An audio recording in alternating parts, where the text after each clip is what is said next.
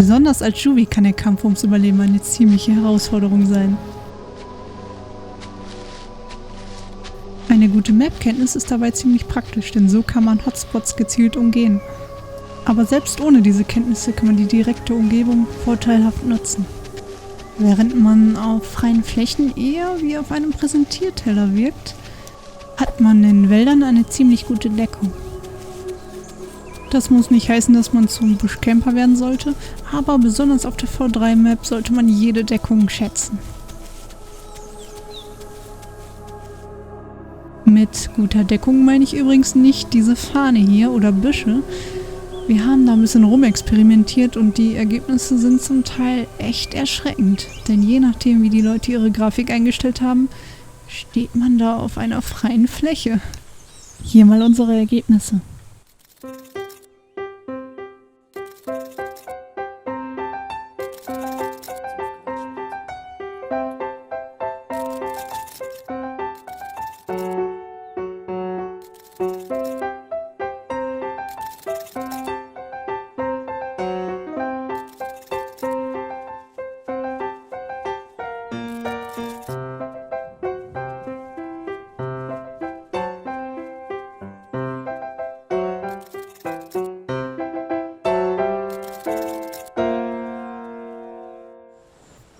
Nun wissen wir, Tannen sind toll, ob groß oder klein.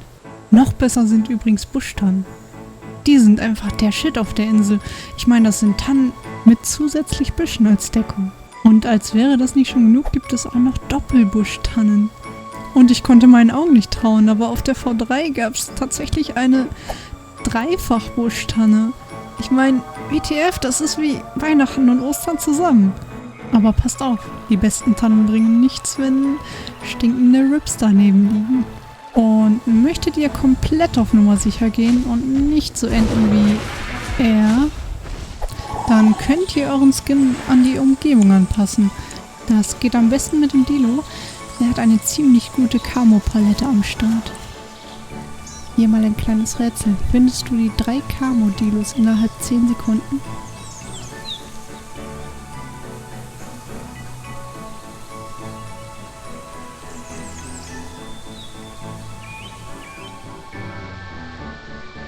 Und ich hatte mit dem Kano-Skin auch schon die unglaublichsten Erfahrungen.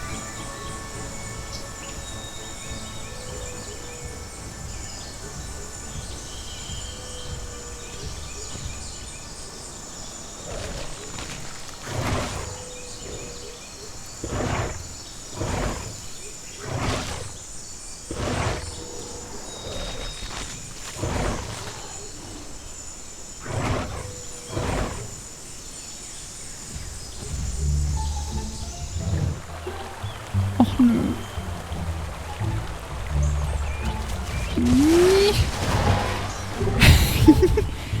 Hallo. Oh, ich sehe ihn. Nein, sie kommen. Er ist vorbeigerannt. Da kommt der zweite. Oh nein, er legt sich neben... Oh mein Gott, er legt sich hier hin. Er guckt zu mir. Sicherlich. Oh mein Gott. Der andere ist weitergerannt. Okay, jetzt gibt's auf die Fresse, du hässliches Mist. Es ist neben mir. Neben dir? Ja. Ich sehe es nicht. Es Ich ist renn jetzt. zwischen uns. Das ist ein Walkano, der ist an mir vorbei. Nein, er riecht. Er riecht. Nach Käse. Warst du jetzt nicht schon? Achso. Ja.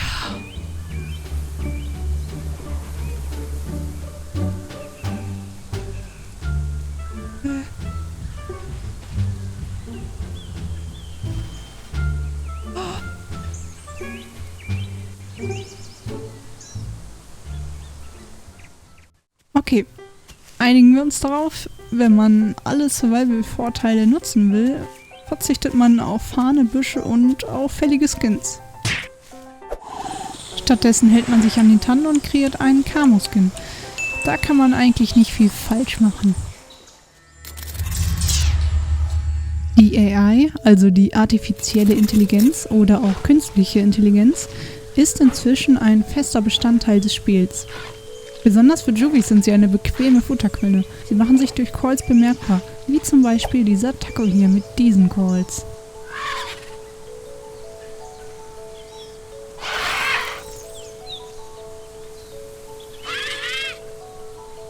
Diese kleinen Kaulquappenartigen AIs sind am langsamsten, geben dafür aber vergleichsweise auch relativ wenig Food. Außerdem zerfällt der Body und die Ribs innerhalb von Sekunden. Um ein paar Vergleiche zu haben, habe ich mal etwas rumgetestet. Tötet man einen Taco und fängt sofort an zu essen, gibt er einem Full Adult Dilo 16% Food dazu, einem Full Adult Allo 13% und einem Full Adult Giga 6%. Der Oro, erkennbar an diesen Calls,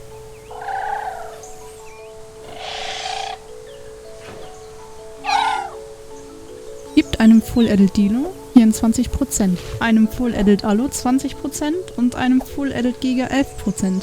Den Ava erkennt man an diesen Calls.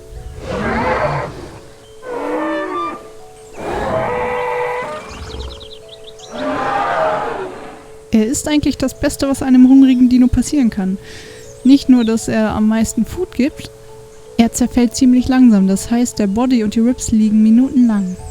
Er gibt einem Full Adult Dilo 58%, einem Full Adult Allo 27% und einem Full Adult Giga 12%. Und dann gibt es natürlich noch diesen netten Gesellen hier.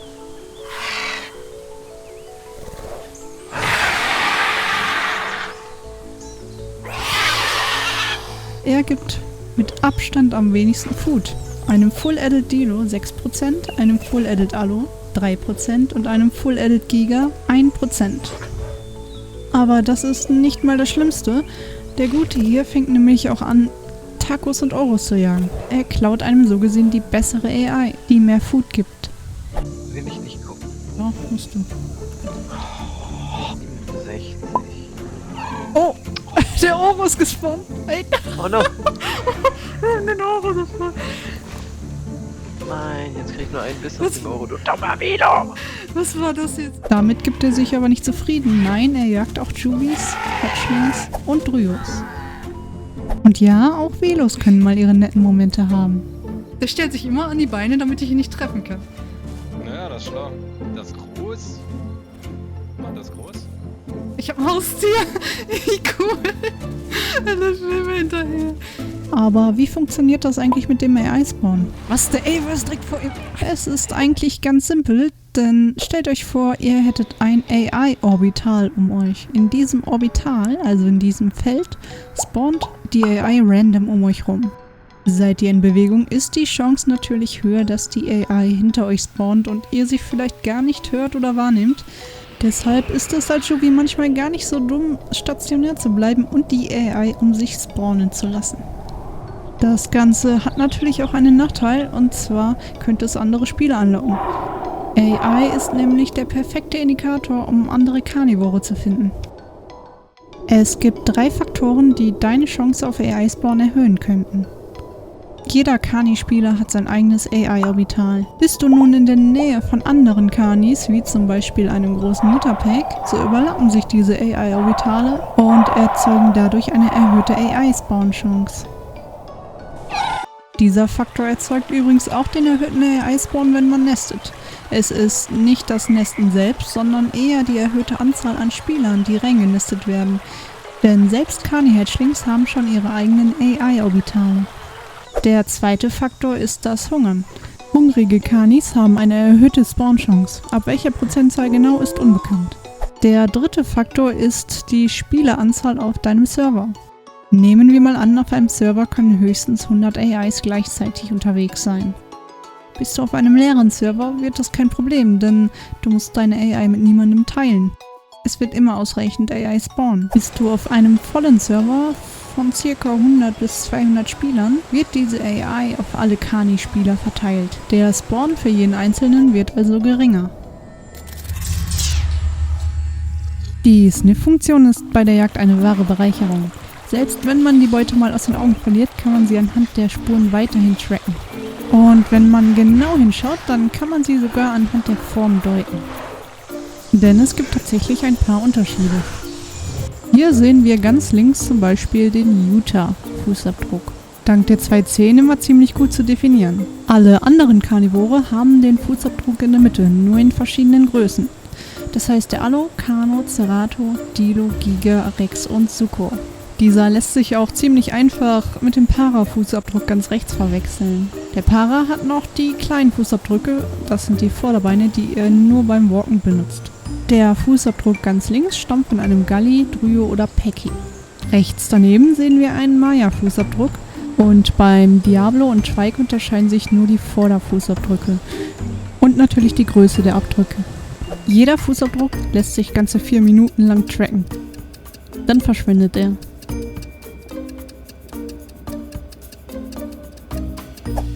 Außerdem ist die Position der Fußabdrücke bei jedem Spieler anders. Siehst du zum Beispiel einen Fußabdruck genau vor deiner Nase, heißt das nicht, dass die anderen ihn an der gleichen Stelle sehen. Ich habe genau hier einen Fußabdruck. Seht ihr den? Ist nicht. Nee. Ja, nicht synchron. Das erklärt auch beim Spurensuchen, wie jeder was anderes dann findet.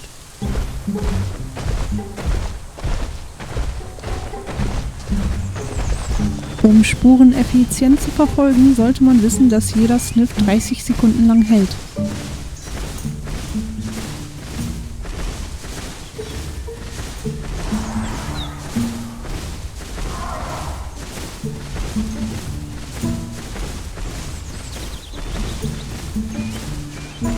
Ist man zu zweit, kann man sich also alle 30 Sekunden abwechseln. Je größer das Pack, desto einfacher ist das Tracken der Spuren, besonders weil jeder eine andere Position der Fußabdrücke hat. Wovon hängt eigentlich die Anzahl der Spuren ab, die man macht? Das ist besonders wichtig zu wissen, wenn man der Gejagte ist. Hier mal die Vergleiche. Der Giga macht pro Minute 9 bis 11 Fußabdrücke. Im Schnitt waren es 10. Im Crouch war das Ganze schon fast schmerzhaft random, denn es ging tatsächlich von 0 bis 7. Im Durchschnitt waren es 4 Fußabdrücke pro Minute. Also tatsächlich 60% weniger Fußabdrücke als im Trott. Im Sprint waren es 43 bis 52 Fußabdrücke. Im Schnitt 49 Fußabdrücke pro Minute, das heißt 79,6% mehr Fußabdrücke als im Trott. Im Crouch macht man also am wenigsten Fußabdrücke pro Minute, aber die Strecke, die man zurücklegt, ist natürlich kaum vergleichbar mit der zum Trott oder zum Sprint. Sogar beim Giga, der einen ziemlich schnellen Crouch hat. Deshalb habe ich das Ganze nochmal mit dem Faktor Strecke ausprobiert, dieses Mal mit dem Dilo. In DI gibt es keine definierten Maßeinheiten, zumindest keine von denen ich wüsste, aber wir sagen jetzt einfach mal, diese Strecke ist 1 Kilometer lang und in diesem 1 Kilometer machte der Dilo im Trott 8 bis 21 Fußabdrücke, im Schnitt waren es 16, also 16 Fußabdrücke pro Kilometer. Und jetzt wird's interessant, denn im Crouch machte er 20 bis 28 Fußabdrücke, im Schnitt 23 und das sind einfach mal 30,4% mehr als im Trott, auf die Fläche gesehen. Im Sprint sah das Ganze ähnlich wie beim Giga aus, da machte er 58 bis 80 Fußabdrücke, im Schnitt 68 pro Kilometer und das sind 76,5% mehr als im Trott. Das Crouchen eignet sich meiner Meinung nach also kaum, um Spuren verhindern zu wollen, aber ist der Gegner schon ziemlich nah, lassen sich so die Geräusche des Storms vermindern. Haben die Gegner dich also schon gesehen, würde ich immer empfehlen, wegzusprinten. Ich meine, du machst in der Zeit super viele Fußabdrücke, aber sie sehen dich ja eh. Von daher wegsprinten, bis du außer Sichtkontakt bist. Dann anfangen zu trotten und Kurven gehen. Und hoffen, dass das random Glück mit dir ist. Denn du machst zwar ca. 80% weniger Fußabdrücke als im Sprint, aber sicher fühlen sollte man sich nie, denn die Position der Fußabdrücke ist immer ziemlich variabel. Es ist so unglaublich wichtig zu wissen, wie schnell man selbst und der Gegner ist. Das Ganze gut einschätzen und vergleichen zu können, kann über Leben und Tod entscheiden. Cat Buck hat das Ganze ziemlich gut zusammengefasst. Hier also mal die verschiedenen Trottgeschwindigkeiten im Vergleich.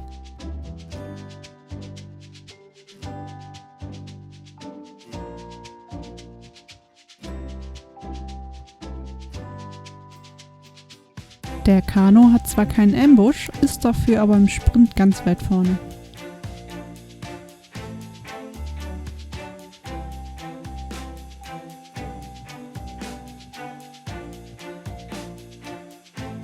Für die Neuen in der Runde: Beim Ambush handelt es sich um einen Speedboost, der erscheint, wenn man lange genug croucht. Man erkennt ihn daran, dass die Pfeile unten an der Stamina-Anzeige erscheinen. Der Speedboost bleibt aber nicht ewig, irgendwann hat es sich ausgeambusht.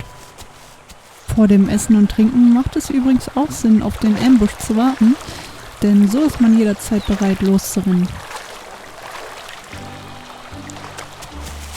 Und normalerweise verliert man seinen Speedboost, wenn man stehen bleibt. Aber da gibt es einen kleinen Trick. Wenn ihr nämlich stehen bleibt und die Shift-Taste gedrückt haltet, könnt ihr jederzeit weiter ambushen. Hier mal Kate Bugs Vergleich zur Ambush-Distanz.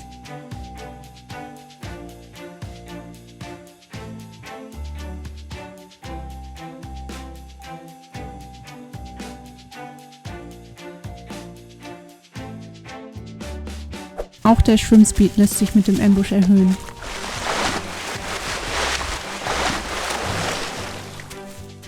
Was das angeht, sollte man übrigens den Rex nicht unterschätzen. Er ist ein wahres Speedboot.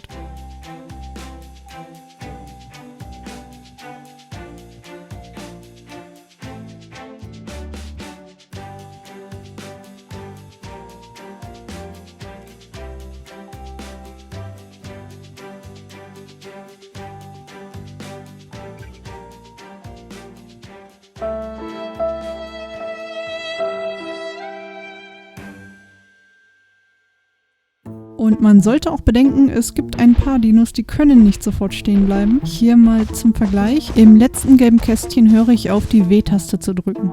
Der Alu bremst erst ganze 2 Kästchen weiter ab. Hier mal zum Vergleich der Zerato. Er bleibt sofort stehen. Von diesem nervigen Momentum blieben noch weitere Spezies unverschont. Zum Beispiel der Kano, der Giga und auch der Rex hat ein kleines Momentum.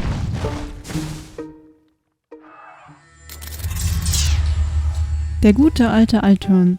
Nicht jeder Server hat ihn, aber er ist nun mal eine Mechanik, die zum Game dazugehört. Von daher sollte man ihn kennen und auch können. Man kann ihn nur im Stehen benutzen. Wenn man dann Alt gedrückt hält und A oder D drückt, dreht man sich auf der Stelle. Das Ganze funktioniert auch im Crouch und ist im Vergleich zum normalen Radius ziemlich praktisch. Gut, als Shooter ist das vielleicht nicht das Wichtigste, aber als Apex sollte man den Alturn drauf haben. Als Alternative gibt es noch den Walk. Er hat oft einen engeren Radius als der normale Trott. Diesen aktiviert man standardmäßig auf Z.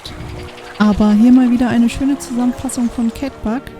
Man sieht ganz gut, dass der Alu ein wahrer Fidget Spinner ist.